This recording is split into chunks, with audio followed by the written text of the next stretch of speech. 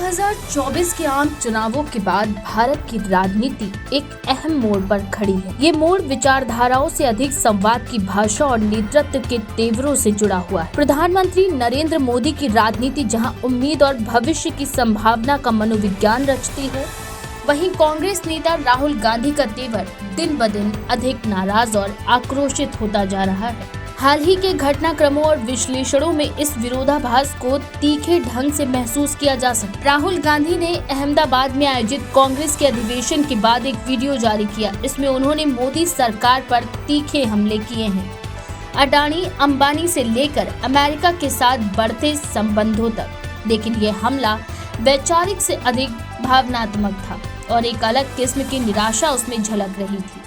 ये निराशा सिर्फ सरकार से नहीं बल्कि जनता से थी।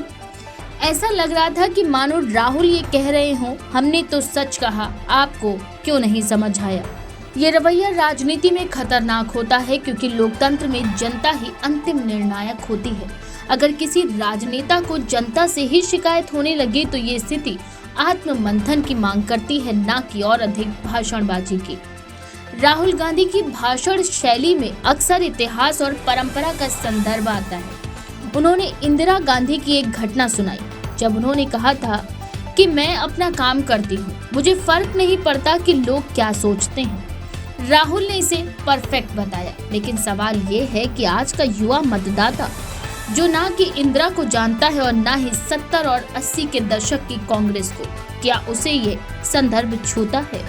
भारत की युवा शक्ति आज तेजी से बदलती दुनिया में अब और आगे बात करती है। उन्हें उनके बीते हुए कल से अधिक भविष्य की दिशा चाहिए। उन्हें नेहरू ने क्या किया से अधिक ये जानना है कि अगले 5 साल में उनके लिए क्या होगा। इस अंतर को कांग्रेस अब तक समझने में विफल रही है। इसके उलट नरेंद्र मोदी की राजनीति का आधार ही भविष्य की कल्पना पर टिका हुआ है और वह आज भी ये दोहराते हैं कि भारत 2047 तक विकसित राष्ट्र बन सकता है। वह भारत को विश्व गुरु बनने के मार्ग पर बताते हैं और साथ ही लोगों को याद दिलाते हैं कि देश अब 5वीं सबसे बड़ी अर्थव्यवस्था बन चुका है।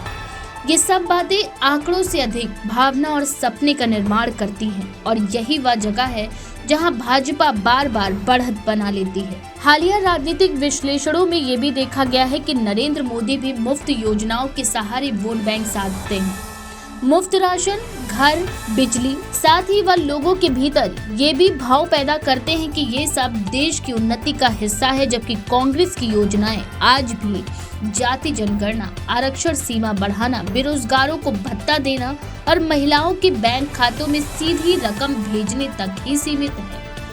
ये योजनाएं वोट जुटाने की कोशिश तो हो सकती हैं, लेकिन ये जनता को सपना दिखाने वाला दृष्टिकोण नहीं बना पाती। राजनीति में ये फर्क बहुत मायने रखता है। एक नेता लोगों को ये कहे कि मैं तुम्हें 1500 रुपए दूंगा और दूसरा कहे कि मैं तुम्हें ऐसी दुनिया दूंगा जिसमें तुम करोड़ों कमा सकते हो।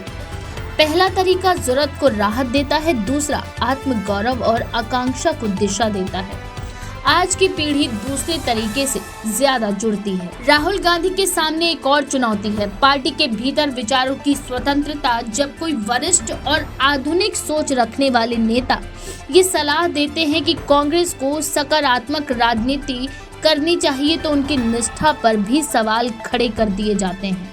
ये प्रवृत्ति बताती है कि कांग्रेस आज भी आत्म आलोचना को खतरे के रूप में देखती है, संवाद के अवसर की तरह नहीं।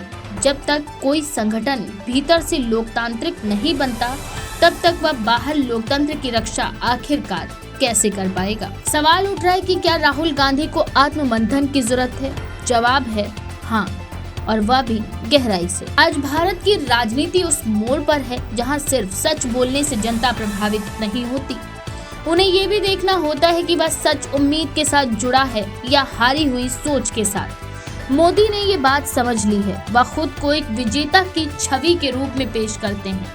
उनकी हर बात में आश्वासन होता है, जबकि राहुल की बातों में निराशा की झलक ज्यादा देखने को मिलती है। 2029 के लिए विपक्ष को सबसे पहले जनता से ये समझने की जरूरत है कि वे क्या सुनना चाहते हैं, कैसे सुनना चाहते हैं और किससे जुड़ना चाहते हैं। जनता को संविधान चाहिए, लेकिन साथ में आत्मनिर्भरता भी। उन्हें सामाजिक न्याय चाहिए, लेकिन साथ में सम्मानजनक अवसर भी।